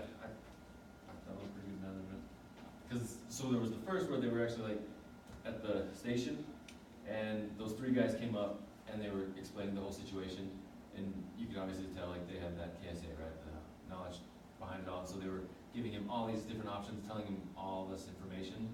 Yeah, so in the first, at FedEx, who found the problem? What was the manager? The manager found the problem and brought the people. At NASA, who found the problem? The people. The people, and they brought it to the manager, right? So why was that the case? Well, because they're the ones in there with indicators and sensors and knowledge, obviously. Yeah. Like, we don't just send anybody up into space. So one thing is that they have the knowledge, skills, and abilities, and what else? That autonomy almost. Autonomy. What about culture? Yeah, for sure. Right. So again, that's, so they're in a situation where, at FedEx, that even if people knew how to solve stuff, they didn't really care. And so that's not, doesn't matter to me, if stuff happens, but for them, they bring this problem, right? And so they bring that to the Ed Harris character, right? And so what does he say when they say, hey, here's our problem? Figure it out. Figure it out quickly. So that's good management? Yeah. I mean, I mean, sometimes for because, that team, it worked. Yeah, it depends, I guess. well, he knew that his Their people team. had the motivation and the KSAs and the emotion, quite honestly, Yeah. to be able to make it work. And how did he know that they had that? Well, I mean, he picked that team. He picked that team, right? So, again, you look at his whole piece of wisdom was like, I suggest you figure out how to take a square peg and put it in a round hole rapidly, and then drop some iron, right? Right.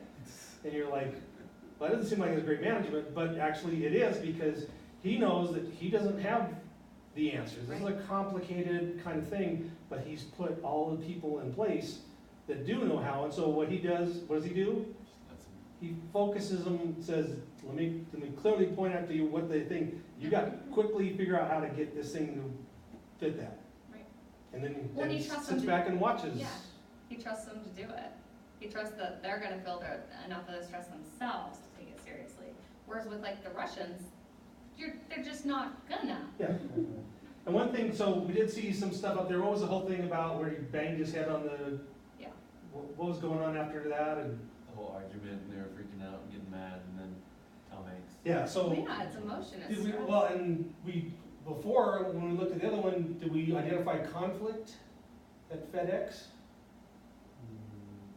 No, because there really wasn't any conflict, right? So was that good that there was no conflict at FedEx? Probably because it has like works seamlessly, just. They just, yeah, Well, why was there no conflict? well, because it's not in the culture. Well, not in the culture, and nobody has any ideas how to do anything, right? Right. So we're just gonna take whatever he says, and maybe what he says actually conflicts with culture, or doesn't make sense, but nobody wants to do. What happened in the capsule? Was that good conflict? And it didn't really solve anything, it was more of a panic than. So what did he do? calm Focus them back in on the Yeah, actual. he said, Got we're not on gonna do radio this. and pulled his shit together. Yeah, he said, we're not gonna do this because we're gonna be right back. So he noticed, he determined this conflict is not getting us anywhere, so we're gonna shut it down.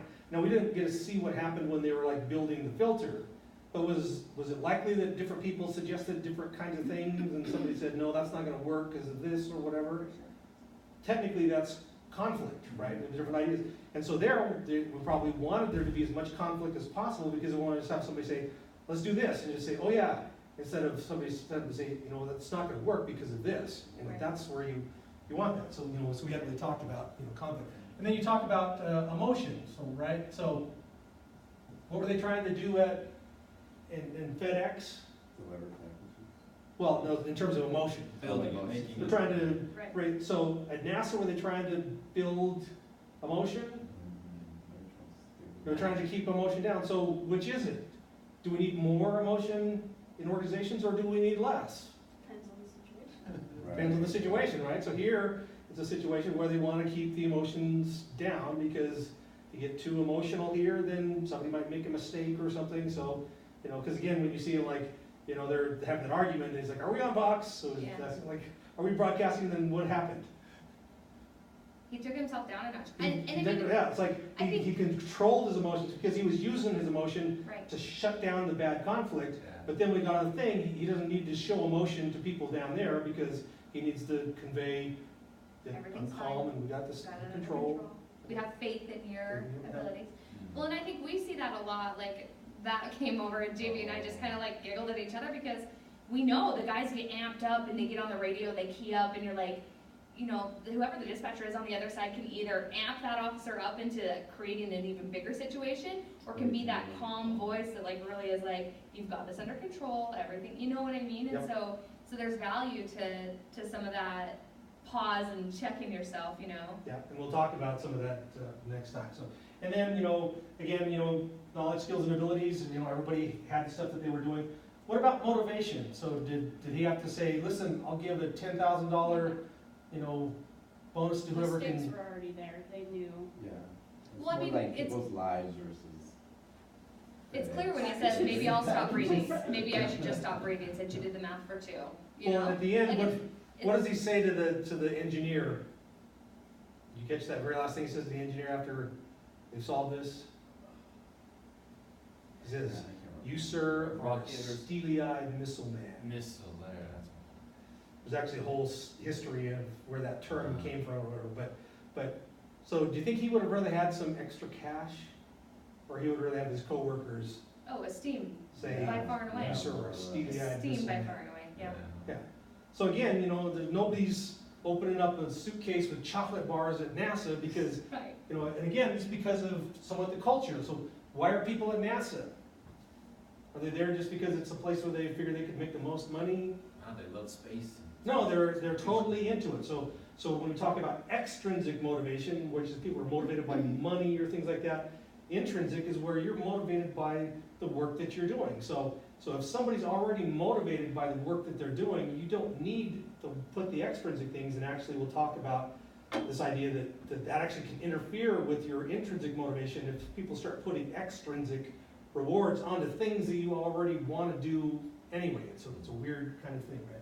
You know, and so, you know, and again, what about communication? So FedEx was talking quickly and having somebody translate it. What was going on at NASA?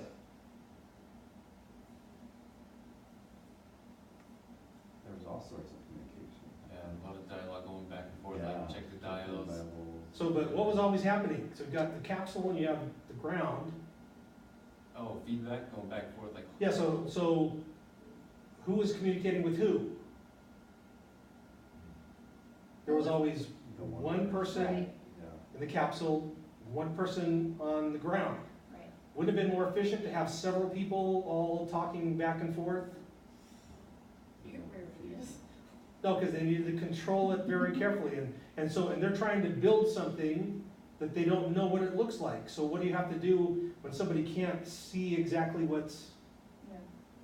So again, you know, FedEx is totally sloppy with all this stuff. They had to be very precise, right? It's like 2 bags, like, you know, tear off a piece of duct tape, like how long is like your arms? Like, oh, I see what you're getting at. So they're trying to communicate in a way that gets this stuff across, right? So communication has to be very precise and careful there, you know. So sometimes you can get away with just, you know, blabbing and throwing stuff out. Other times you got to be very, very precise, right?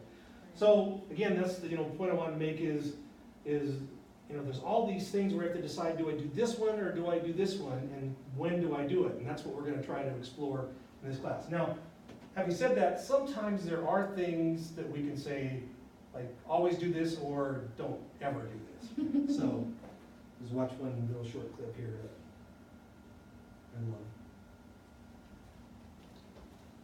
I hope it's the compressions clip.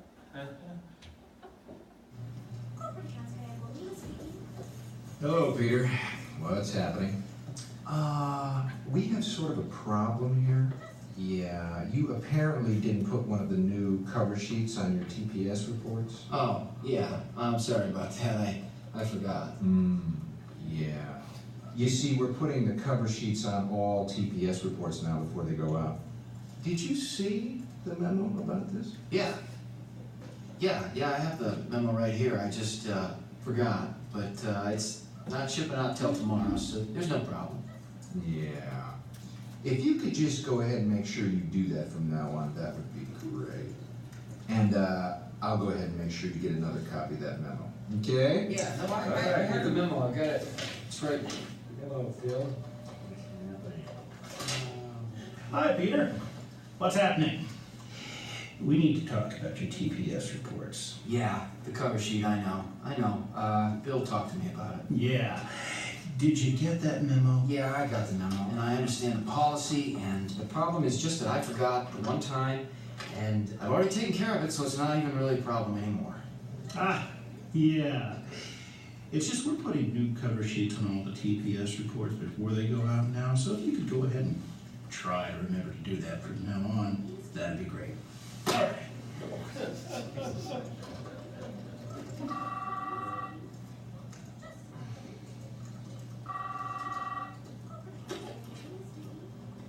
Peter Gibbons. Yes. I have the memo. So, again, is that effective management? What were they doing wrong? Besides being demeaning. Yeah, right. Being demeaning, that's one thing, yeah. You had like 3 different people come in to tell them the same thing. Yeah. So we have this concept of what we call the unity of command, right? That there should be, you know, and so, because what's the problem if you have multiple people telling you what to do? Cause confusion or... Yeah, so either you have to hear the same thing 3 times from people, or what's the worst thing? You get 3 different things, and you gotta try to figure, well, like, which one do I do, right? So that's one where we typically say, you know, it's, you wanna have some kind of a clear, you know, hierarchy where you know who reports to who, right? So what else was wrong?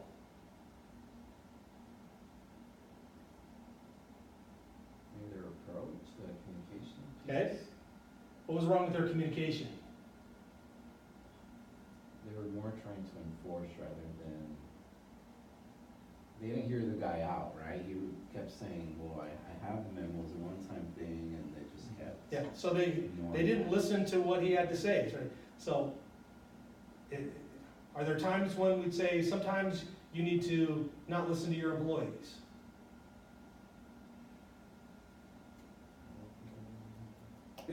Now, does that mean that you have to do it, you know, but it doesn't mean that you have to implement everything somebody says to you, but people need to feel like they're being heard. When people don't feel like they're being heard, you're gonna get problems, you know, that come from it, right? You know, and again, this was a trivial thing. This is a cover sheet, and they're acting like it was Apollo 13 and the astronauts. You know, with this, right? So anyway, you know, there will be some things we talk about where we say, you know, this is how you should always do things, or don't ever do this.